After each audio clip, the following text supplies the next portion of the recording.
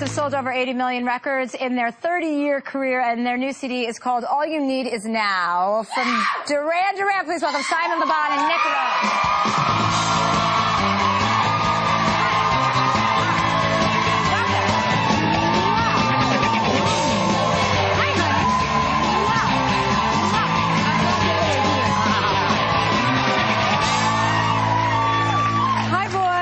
How you doing? I'm well. How are you? Very good. This is fun, isn't it? Well, it is. My producer just told me you have no idea who I am and you've never seen the show. Absolutely right. So that's perfect. Yeah. So I can just start in on you real quick. Yes.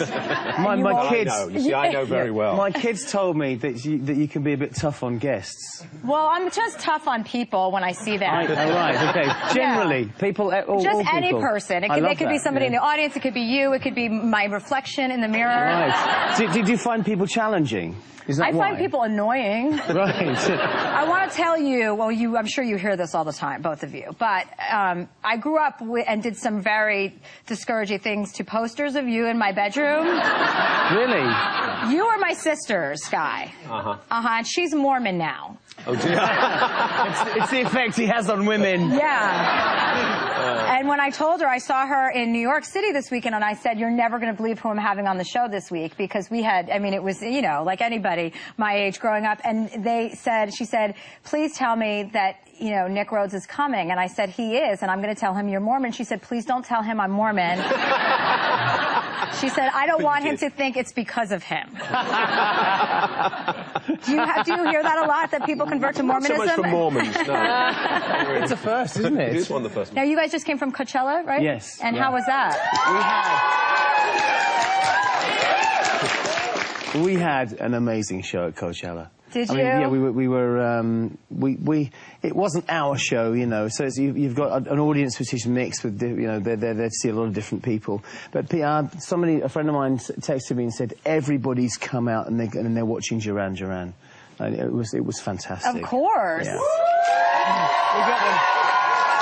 We got them singing, we got them dancing, we got them with their arms in the air. It was really rocking. Well, you can't not dance to your music, and I don't dance, but I even dance to your music. I like to do it alone in my room, but and you guys are going to Ibiza too, right? Yes, yeah, we've gone all over the world. Ibiza's a very exciting one for us to go to. Where's your favorite place to perform? Wherever there's an audience. Actually, I would say that really America is our heartland.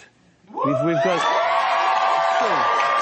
Yeah, I think this country, we have the most loyal audience, the people who've stuck with us the longest. The biggest audience we've got in the world is in this country.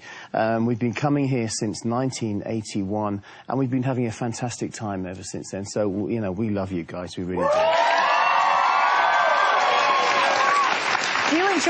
Do you enjoy performing now more so than you did back, you know, years ago, or do you? I think we've always liked performing, actually. I mean, when we started out, the first thing we did, when Simon was in the band, he was there for a week, and we said, right, we're going to write a whole album's worth of material, because we've got to have at least 45 minutes to perform in sort of 2 weeks' time. Yeah. And that's how it all started.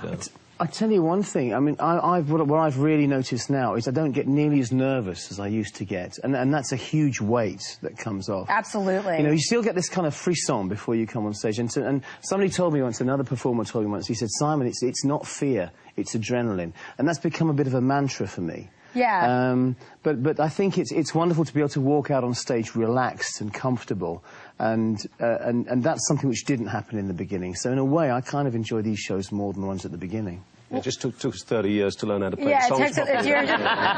You're just a little slow on the uptake, that's it. Now, tell us how the band started, because it was you and was it John Taylor? Yeah.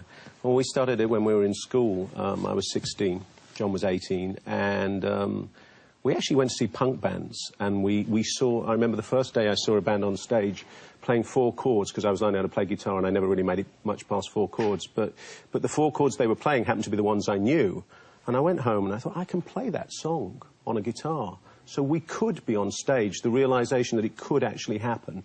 And then we just bought instruments and learnt to play things. I bought a synthesizer. John swapped to bass because it had less strings. And that was We're going to get Chewy a Pasio. Oh, no, it's a call. Oh, sorry, Pasio. I can't even say it right. Do you guys ever fight? Do you ever have, I mean, you've stayed together for so long, you never hear about arguments in between you two. Karate, right. You do, actually. I mean, it's because it's a very personal industry. You know, you're talking about expressing yourself in music and in words, and it's very personal. And the arguments between us get very personal. You know, things of, you know, pork pies have been thrown and doors slammed. And, you know, you've heard of the word, the phrase, a pop strop.